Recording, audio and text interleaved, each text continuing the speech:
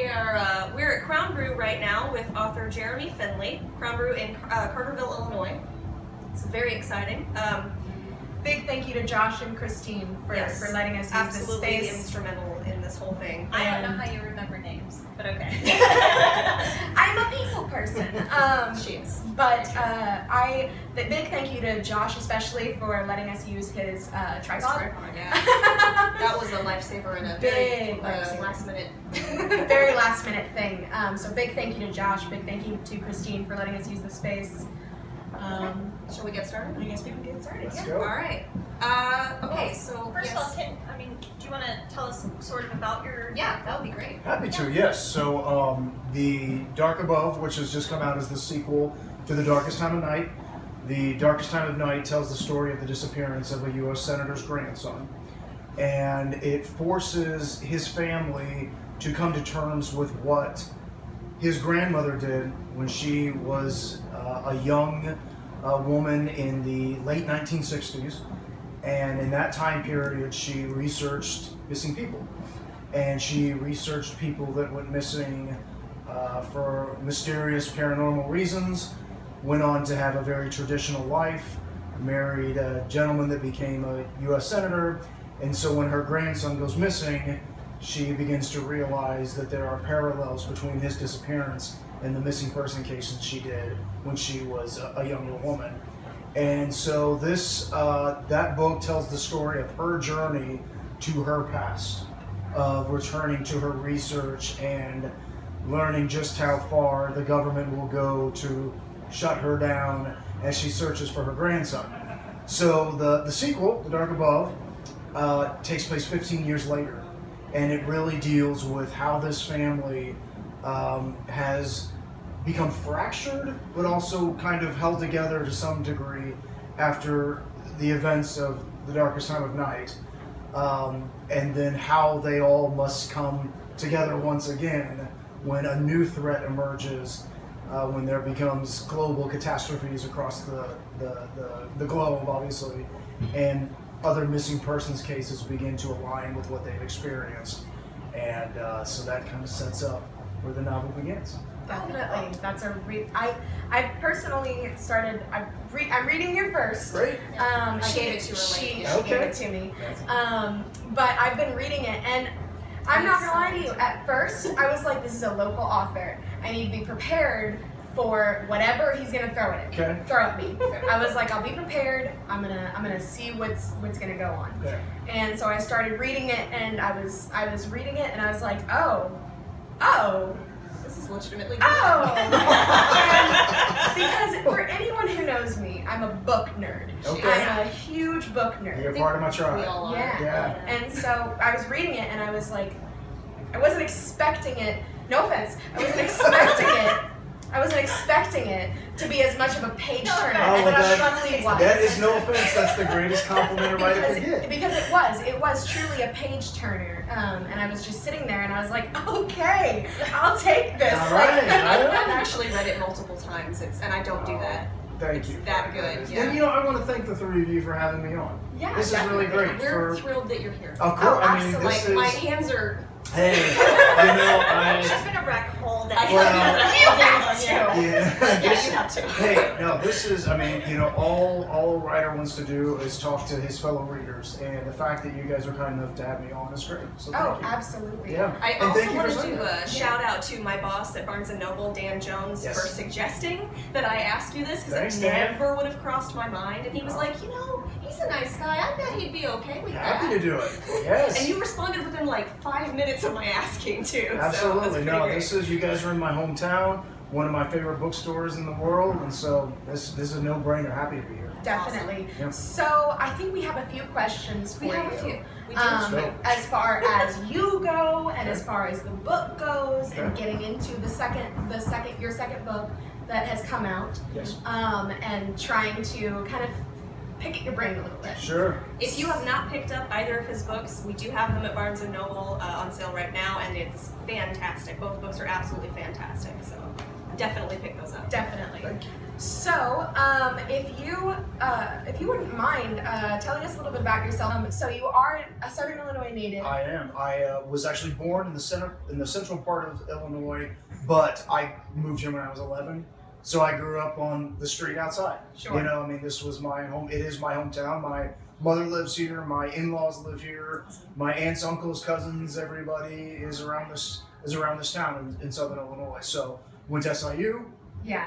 When I got my master's degree at the University of Illinois, I worked as a reporter here before my wife and I moved south, and we've been in the South since then. But this is home. My daughters have been up visiting their grandparents this past week, and so this is very much home. Fun for them. Yeah, it's fun. It's great. Definitely. Yeah. What made you decide to pick Nashville to make home? So I got a job there. So Okay. I work as an investigative journalist in television, and so I, move around for this job. Right. And Nashville at this TV station had a pretty legendary investigative unit.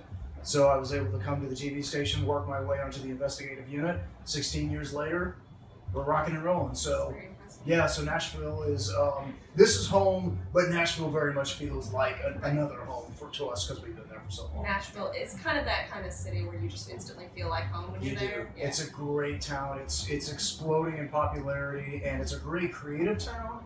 So Very I think good people music don't, beautiful, wonderful music scene, beyond country music, even if Yeah. you don't like country music. I mean, Jack White is there. I mean, everybody that is, right, exactly, right? I saw him at the mall once. You want to hear a great Did you Jack White really? story? Yeah. Do you guys know who Jack White is? I don't. Okay, White all right. Stripes. White Stripes. Yeah, you White Stripes. Okay. Yeah. So Nashville, and not to end this tangent, but if anybody's listening, they'll love this. Yeah. So Nashville has this beautiful mall in the middle of Green Hills, which is this pristine kind of area. The mall is all white and it's glistening and everything like that. And there's Jack White. He's sitting in the mall and he's fuming. You can tell he's waiting on his then wife to get done shopping. All black. Black hair, So real pale mean. skin. So just, mean. just sitting there, like, why the hell am I in the Green Hills Mall in Nashville, Tennessee? And we're like, oh my gosh, it's Jack White, and he's just like sitting there, and he's so mad. And he's sitting home. But anyway, so like Jack White is one of the great talents of that city, Oh, yeah. and he's Incredible really, talented. and so there's so much great music being there, and that's what I personally, as a writer, love about Nashville. Is it's this really creative hub. It's got all these great songwriters, it's got all these great novelists. So to be part of that community has been great. And I think people don't realize just how creative Southern Illinois is. Oh, definitely. We have a pretty decent scene. Yeah. It's a strong artistic community with the university and Carbondale and McCanda and all the great talent that is here. So it's cool to have been born in Central Illinois, but raised in this community and then living in a creative town. It's pretty cool. Yeah. I don't think I've been here long enough to see that yet. Yeah, she's Yeah. a new transplant. She Okay. came here for school But at SIU. I'm excited to learn. So, but being at SIU and being an SIU graduate, and I love the university so much. It is such a creative space. It's all my friends in college were all different types of, they were in fraternities, or they were theater geeks, or they were band guys, or they were writer kids, or whatever. And that's what that university means to me, is exposed me to so many different types of people that really opened up kind of the world to me. One of my best friends from SIU lives in Singapore. And so it was my first real friendship with an Indian, Yeah. someone that is, and so anyway, I'm my tangent. Getting back to the creative world, SIU is a great spot because of the creative world that's there. Definitely. I did want to ask, I had a question on my list Sure. here. Do you have any advice for the current SIU students as a graduate? Absolutely. So if we're talking specifically though about writing, is that what you'd like to know, you think? Or Whatever you want to give me. So take as much advantage. SIU is a slice of the world, right? I mean, it is a huge international population, strong African American population, bunch of rural kids like me that came from, kind of a country setting. Everybody's there together. Don't stick in your lane, right? Get out, look and, meet people from different, ethnicities. It's such a great experience to be around all of these people that are all at this one spot. And that's one of the great things about SIU. So that's one thing that I would say is get out of your lane, get to know your fellow students. That'll be a huge thing. The second thing is, really take advantage of the alumni network from SIU, because there's so many success stories from education and business and journalism and all these different. So when you graduate, you get ready to graduate, look at your success stories in your field and reach out to them. Because I think that is a major thing that people don't realize, is that there's such a network there, and we all love this university so much. Be sure to tap into that. I think that's important to do. That is great advice. Yeah, it's just something I didn't do as much when I was an SIU student, and now that I'm a graduate, and I'm like, all you have to do is tell me you're an SIU student, and you got me. Yeah. Right? We're going to talk. I'm going to help you out as much as we can. I've got a producer at my television station now, SIU graduate. It's great. So great. Yeah. It's amazing how small the world is. It really is. It really is. So something that I was kind of curious about. You said that you're an investigative journalist. That's right. So what brought you to what brought you to be interested in cryptology? Because I know you had said over at the meet and greet that we just went to with him, I know you had said that you're interested in cryptology, which is a big part of this podcast. That's awesome. Yeah. Well, maybe tapping you guys for ideas while I'm doing this. Oh, definitely. We're here for it. We're We just here released for an you. episode on the Jersey Devil right before this, that's great. and we've got stuff recorded on a whole bunch of my phones. That's awesome, I have a guys. whole list planned. That's great. that we're doing. And let me also just say, the fact that you've got 3 strong, smart women doing this podcast. Oh, thank you so It's much. But so much though, I think in the speculative literature, media, whatever, is run by a bunch of dudes.